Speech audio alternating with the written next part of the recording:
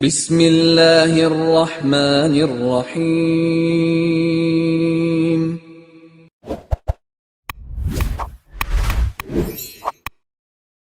السلام علیکم ورحمۃ اللہ وبرکاتہ۔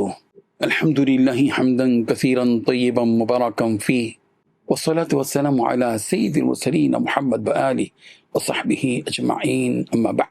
حاضرین و ناظرین، یہ درس حدیث نمبر 494 ہے اور آج کا عنوان ہے رحمت الہی ہی اصل ذریعہ نجات ہے۔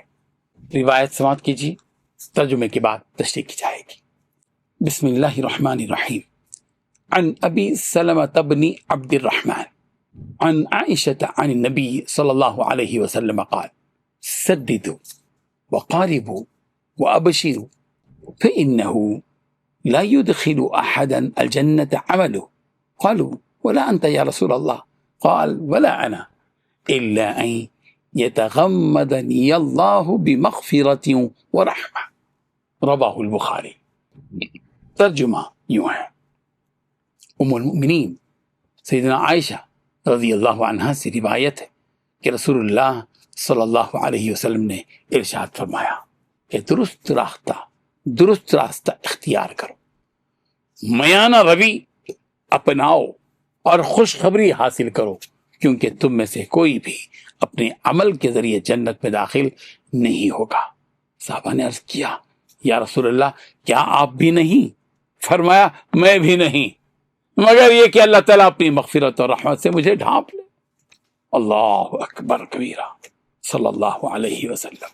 بزرگان محترم، یہ حدیث نہایت جامع انداز میں ایک مومن کی زندگی کا صحیح رخ متعین کرتی ہے۔ نبی کریم صلی اللہ علیہ وسلم نے ارشاد فرمایا سددوا وقاربوا، سددوا وقاربوا۔ اس کے ذریعے تعلیم دی کہ انسان اپنی زندگی کو سیدھے راستے پر قائم رکھنے کی کوشش کرے، سیدھا راستہ اختیار کرے۔ ادھر ادھر گمراہی کے جو راستے ہیں اس میں بھٹکنے کی ضرورت نہیں ہے، بلکہ نبی کریم صلی اللہ علیہ وسلم نے اپنی احادیث میں اور قرآن مجید نے اپنی آیات کے ذریعے جو رخ مسلمانوں کو دیا ہے، مسلمانوں کو چاہیے کہ اسی سیدھے رخ پر قائم رہیں۔ اس میں اشارہ ہے کہ دین اسلام میں اعتدال بھی مطلوب ہے۔ حد سے زیادہ سختی اور حد سے زیادہ غفلت یہ اللہ کو پسند نہیں ہے۔ پروردگار نہ غفلت کو پسند کرتے ہیں، نہ غلو کو پسند کرتے ہیں، نہ شدت اور سختی کو پسند کرتے ہیں۔ وَأَبْشِرُوا، اور ابشروا، امید اور حوصلہ دیا کرو، خوشی دیا کرو، لوگوں کو ڈرا کر دھمکا کر مت رکھو، بلکہ وَأَبْشِرُوا کے ذریعے امید اور حوصلہ دیا گیا کہ جو شخص اخلاص کے ساتھ نیکی کی کوشش کرے گا وہ اللہ کی رحمت سے محروم نہیں ہوگا۔ اس سے معلوم ہوتا ہے کہ مومن کو ہمیشہ امید کے ساتھ زندگی گزارنی چاہیے۔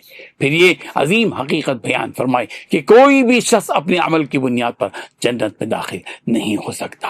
اس کا مطلب یہ ہے کہ انسان کے اعمال خواہ کتنے ہی زیادہ ہوں، اسے اپنی عبادتیں، اپنے نیک اعمال پر غرور اور گھمنڈ نہیں کرنا چاہیے، فخر نہیں کرنا چاہیے، بلکہ اللہ تعالیٰ سے قبولیت اور رحم و کرم کی بھیک مانگنی چاہیے، اس لیے کہ اصل نجات اللہ تعالیٰ کے فضل اور رحمت پر موقوف ہے۔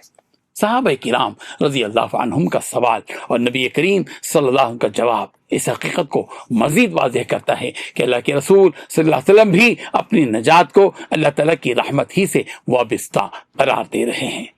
یہ حدیث ہمیں یہ سکھاتی ہے کہ ہم اعتدال کے ساتھ نیکی کرتے رہیں، اپنے اعمال کو نیک، بہتر اور خالص اللہ کے لیے بنانے کی کوشش کرتے رہیں، ہمیشہ رب تعالیٰ سے مغفرت اور بخشش کی بھیک مانگتے رہیں، اور اللہ تعالیٰ سے فضل کی خیرات مانگتے رہیں، اور ہر حال میں اللہ تعالیٰ کی مغفرت اور رحمت کے امیدوار رہیں۔